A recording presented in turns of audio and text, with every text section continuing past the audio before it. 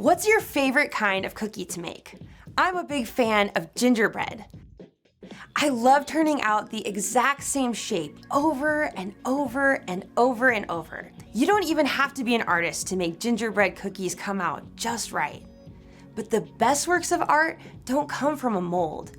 They're unique, original, one of a kind. And the greatest work of all time is you. God made you to reflect a little bit of who He is to the world around you. But He made you to reflect Him in a way that's entirely different from your brother, your mom, your neighbor, or even that popular kid at school. God made only one you, and He made you on purpose. No one else in the entire world can fill that perfect spot He crafted, just for you. And when you discover who God made you to be, you can make a greater difference in this world than you could ever imagine. That's why individuality is an amazing way to worship God with your life. Because worship is about more than just singing loud. It's all about living loud.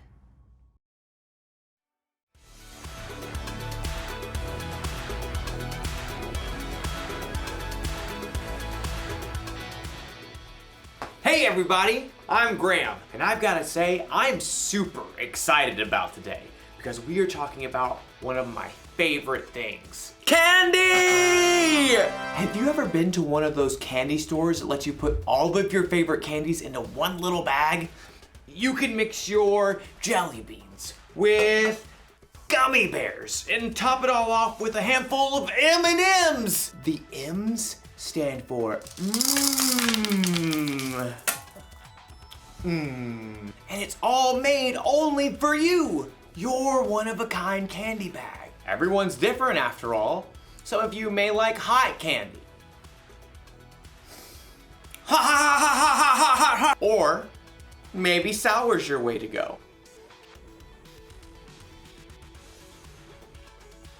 I need some water, please. Or maybe you don't like candy at all. Now that's a good radish. We're all different, and that's not a bad thing. That's what individuality is all about. Individuality is discovering who you were meant to be so you can make a difference. We're all created to be individuals. That's why we all like different kinds of candy. Hey, what if we were created out of candy? Like, what if my head could be made out of jelly beans? And maybe some peppermints for eyes. Yeah.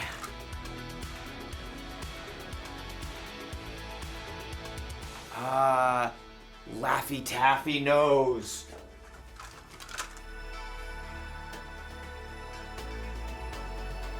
Twizzler mouth. Twizzler? Twizzler? And of course, some hair.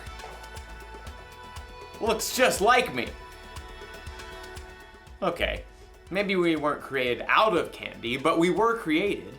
And in today's story, we'll learn about our amazing creator. Sounds fun, right? What? I was hungry. See you soon. The Bible. It's 66 books of history, stories, letters, and poetry that fit together to form God's one big story. The epic adventure of how He created us and loves us so much that He made a way to rescue us. As we travel through the Bible, from Genesis to Revelation, we discover people who met God and found their lives changed forever. Now, for an amazing story, inspired by the book of Genesis, chapter 1, verses 26 through 28. In the beginning, God took nothing and made everything.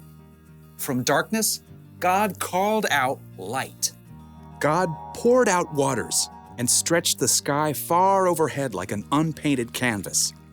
He shaped dry land and canyons and great mountain ranges, and then decked them out with trees and vines and plants of every kind. God spun the moon and sun and stars and planets out into space, and then He filled the oceans with fish and the sky with birds. God thought up an amazing variety of animals to crawl and hop and race over the earth. All of this was incredible, unbelievable, the most artistic show of power ever. God made complex atoms and cells smaller than the eye can see, all the way up to vast spaces stretching across the universe farther than we can imagine. And yet, all of this was just a warm-up to God's most spectacular creation, people. People. It's true. We're made of the same atoms and cells and elements as rocks and plants and animals. But unlike anything else in God's creation, we are made in God's image. Then God said, Let us make human beings so that they are like us. Let them rule over the fish in the seas and the birds in the sky. Let them rule over the livestock and all the wild animals. And let them rule over all the creatures that move along the ground. So God created human beings in his own likeness. He created them to be like himself. He created them as male and female. You are made in God's image. Now, that does not mean God shares your eye color, or your freckles, or even your quirky smile. But it does mean that you were designed for God to shine through you. You were made to show the world God's love, God's grace and mercy, God's joy, God's peace, God's kindness, God's wisdom. You and every person you'll ever meet are of infinite value because you're made in the image of God. And here's what's even more amazing. God didn't design us to turn into a bunch of little robots who look and act the same when we follow him. Instead, the more time you spend with God, asking him to transform your thoughts and words and choices, the more you become uniquely you. As you follow Jesus and reflect God's light more clearly, you'll be able to do the things that God has designed for you and no one else. So, next time you look in the mirror, remember, you're looking at the image of God, and no one in this world can reflect him just the way you do.